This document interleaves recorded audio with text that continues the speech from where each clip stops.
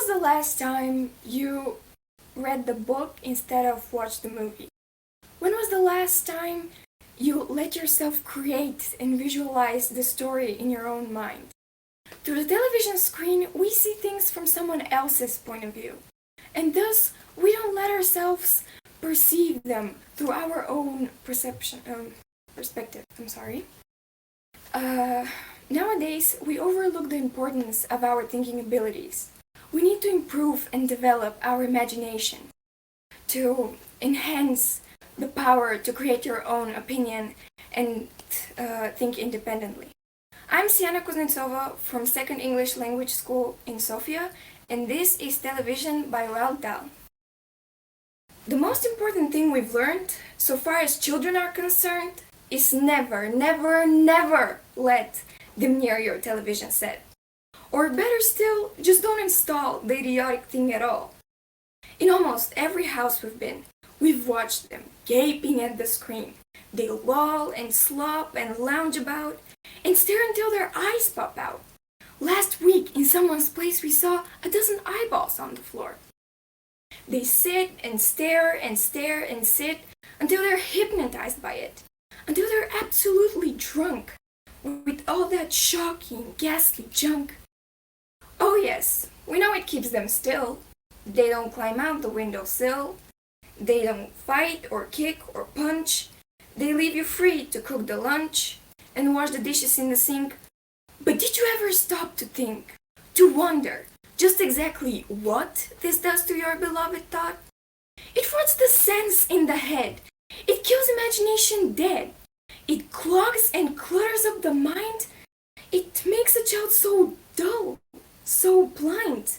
He can no longer understand a fantasy, a fairyland. His brain becomes as soft as cheese. His powers of thinking rust and freeze. He cannot think. He only sees.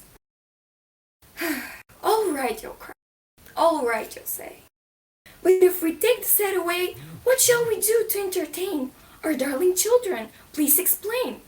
We'll answer this by asking you. What used the darlings wants to do?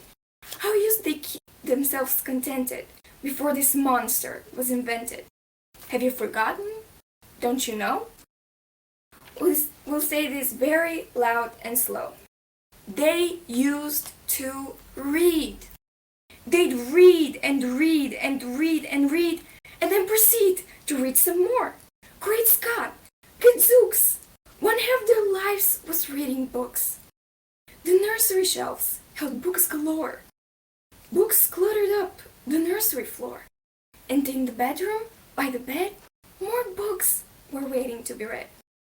Such wondrous, fine, fantastic tales of dragons, gypsies, queens and whales, and treasure isles and distant shores, where smugglers rode with muffled doors, and pirates wearing purple pants, and sailing ships and elephants, and cannibals crouching round the pot, stirring away at something hot. It smells so good, what can it be? Good gracious, it's Penelope! The younger ones had Beatrix Potter, with Mr. Todd, the dirty rotter, and Squirrel Nutkin, and Pigling Bland, and Mrs. Tiggywinkle, and just how the camel got his hump, and how the monkey lost his rump, and Mr. Toad, and bless my soul, there's Mr. Rat and Mr. Mole. Oh, books! What books they used to know! Those children living long ago! So please, oh please, we beg, we pray, go throw your TV set away, and in its place you can install a lovely bookshelf on the wall. Then fill the shelves with lots of books, ignoring all the dirty looks, the screams and yells, the bites and kicks, and children hitting you with sticks. Fear not, because we promise you that in about a week or two of having nothing else to do, they'll now feel the need of having something to read. And once they start, oh boy, you watch the slowly glowing joy that fills their hearts. They'll grow so keen, they'll wonder what they'd ever seen in that ridiculous machine that nauseating, foul, unclean, repulsive television screen.